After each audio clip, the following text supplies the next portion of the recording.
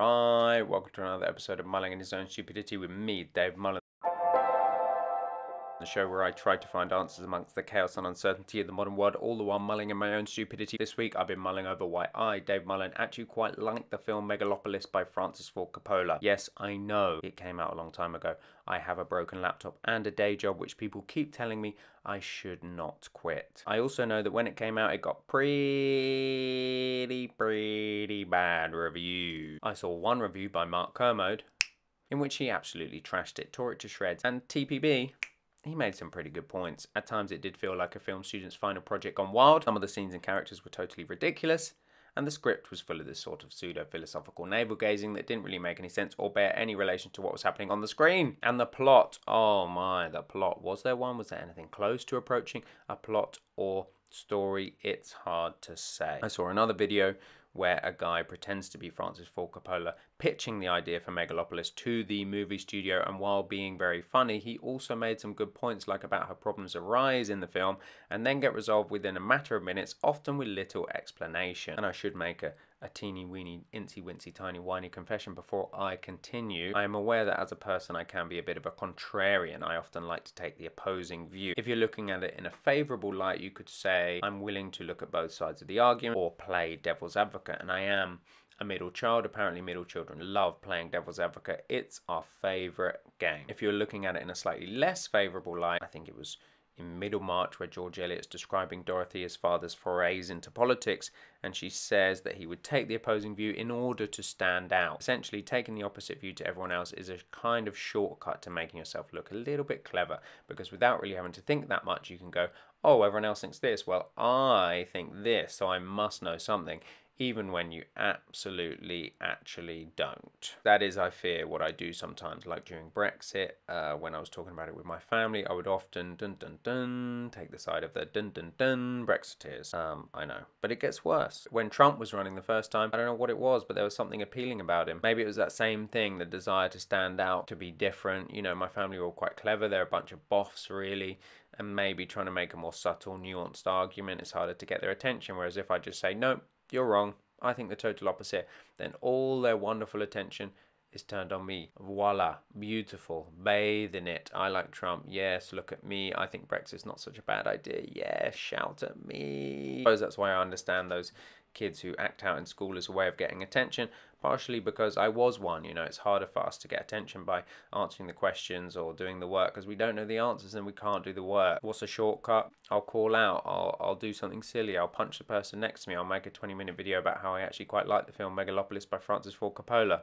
Then you'll pay me some attention, I hope. Anyway, I didn't quite anticipate this would become a full psychological analysis of my own personality and motivations, but there we go. I'll start talking about the film now, I promise. So, Megalopolis, the film had its problems, but for me it was a totally different cinematic experience. It's almost like I recognize it wasn't a good film in the conventional sense, but I like what he was trying to do. I saw an interview with Francis Ford Coppola at the BFI where he said, we're so used to eating fast food. Essentially, the films we're used to seeing are the equivalent of fast food. Marvel movies, formulaic action films. Oh look, they did one where the main character makes snarky comments. So different. We've been force-fed this diet of trash basically, and now that's what we think cinema should be. And we've forgotten that films are actually supposed to be works of art. Yes, I know, just saying it's art is not an excuse for abandoning any concept of a plot or character development or structure. Don't get me wrong, I like a good plot as much as the next guy. But two things. One, when plots have become so formulaic and predictable, maybe one thing you can do to do something different is almost have no plot at all. Also, the fact that it had no plot kind of contributed for me to it being a very different experience at the cinema. One of the things I really liked about Megalopolis was that I fell asleep during it. Now, I know that sounds weird, but I hardly ever,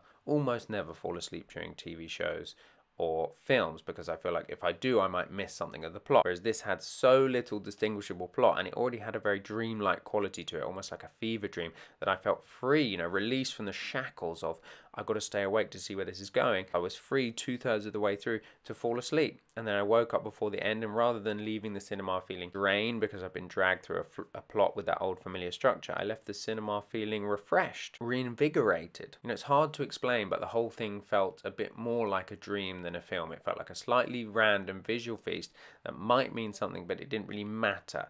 It didn't have to mean anything beyond you're here to enjoy what's on the screen in front of you. I also like the fact that the narrator kept talking about time, because even though it didn't really contribute or relate to anything that was happening on the screen, you know, apart from one of the main characters had this random ability to stop time, which he hardly ever used, I feel like it was kind of maybe a hidden, not so hidden message of the film, because we can experience time differently depending on how we relate to it or how we relate to the world. Sometimes it seems to stretch out. Sometimes it can seem fast. When we're on holiday, our experience of the world changes. We're having a lot of new experiences. Things are maybe a bit novel, and so our minds are more open. We're taking the world in. Our time's less structured, so it can seem longer. When we're at work, we're following a preset routine or formula. Time seems a lot quicker. Watching the clock can have different effects. You know, anyone who's watched a game of football can attest to this. You know, football is 90 minutes unless you have Fergie time added on the end. That 90 minutes can sometimes seem like 2 hours. Sometimes it can seem like 1 hour, depending on what's happening in the game, depending on how you're paying attention to it. If you're looking at the clock desperately waiting for something to end, time can seem to stretch out and take a lot longer. If you're using the clock to kind of structure your time, oh, I'm going to have 20 minutes for this, then 20 minutes for that, then time can seem a lot quicker. And interestingly, Mark Kermode in his review said that the film seemed to go on for hours, and I don't know why that is. You know, I'm not in his well-coiffured head. Could be, you know, that he was looking at his watch desperately waiting for it to end. I don't know, but that wasn't my experience. You know, for me, I found that if you kind of let it wash over you, as you might, you know, when you're a child, lay in the garden and look at the sky, or maybe if you're on holiday sitting outside a cafe watching people pass by, you let it kind of wash over you in that way. It didn't really seem long or short, really. Time didn't behave in the same way. 1 minute you're awake and you're asleep, then you wake up and the dream's still happening on the screen in front of you. The actors are dancing, prancing, playing, the music soaring, the director's playing with the art form. And I suppose that's one of the reasons I really liked it, is that he did remind me that films are art. I think he did do something very different to anything else you'll see today, and he reminded me that you must play, have fun, experiment, try things out, rather than just following the same old predetermined structure over and over ad nauseum. He reminded me that cinema doesn't have to be about sitting there following a plot all the while formulating your opinions. Oh, what am I going to say about this film to my friends? I liked it because of this, that, and the other. It can be about enjoying your time in a different way. Yes, I realize I've just made, you know, a 20-minute video about what I think about this film, but that's different. It made me reflect on how I approach art and life in general. The other night I was reading a book by Malcolm Lowry. He's an author whose writing does have a very dreamlike quality to it. It's very poetic. It does have a plot, but it has these poetic moments that reflect something deeper. I was kind of dipping in and out of it. I was dozing off. We had some music playing, and I realized that so much of my reading is like consumption. You know, I'm reading for a purpose, to consume this book, to finish it, to add it to the list of books that I've read. It's like, okay, I've read that, done, you know, checked it off the list almost. Very procedural, utilitarian, dare I say it, capitalist. And when I was reading this book, dozing off, dipping in and out, I realized that reading doesn't have to be like that. You don't have to approach books in that way. You can read in a very different way, in the same way you might approach poetry. You don't read poetry, although sometimes I do, because otherwise I feel like I might never read it. So there's that. But I feel like you don't really approach poetry like, I'm going to read this poem, then this poem, then this poem. It's like you might dip in and out of a poetry book. You might read a poem, reflect on it, or just read it, kind of take it in, then read it again. It's a very different experience, and it affects you depending on how you read it. If you do read poetry in the same way you'd read prose, it doesn't have the same effect on you. Whereas if you read it and your mind is in that state of open, you know, attentive awareness, then it can affect you in a different way. It's very weird. You can read the same poem twice, and one time it can have a very profound effect on you depending on how you approach it or how you're feeling, and another time it won't at all. You'll just read it as a bunch of words. It's very strange. But yeah, it made me reflect that you don't have to approach books in that same way. I started thinking about art galleries as well, and the way I go around art galleries. No one ever teaches you how to appreciate art or go around an art gallery, and so for a long time, or pretty much all the time I would just go around and try and see every artwork, like almost ticking it off a list. Okay, seen that one, seen that one, seen that one, capturing it, consuming it. I've seen it. I used to laugh at people who go around with their cameras, like taking pictures. I was like, what are you going to do? Take the picture and go look at it at home on a tiny screen? You've got it right in front of you. But in many ways, what I was doing, much the same. You know, we're both going around trying to capture, tick off the list, trying to consume. I've had a couple of experiences in art galleries that were different. One time in Barcelona, I don't really know why, but I was meditating a lot of the time, but I just decided to look at, you know, a few pieces, but spend a long time looking at each one, and it was a very different experience. Another time, as part of this course, we were taken around the National Gallery in London, a lady who was showing us like different ways to approach art, and there's lots of paintings in there, but we only again saw about 5. Each one we approached differently. One time she made us close our eyes, and then someone would describe it to us, and then we'd try and draw it, and then we'd open our eyes and compare what we saw with how we imagined it. And another time we'd sit in front of a painting and just sketch like one little detail. It was a very different experience, and I found that I appreciated the art a lot more. So Megalopolis, I feel like, yes, it might not be a good film in the conventional sense. Yes, I like films that have a plot and character and structure and all of these things, and I appreciate that there are very good films that do have all of these things.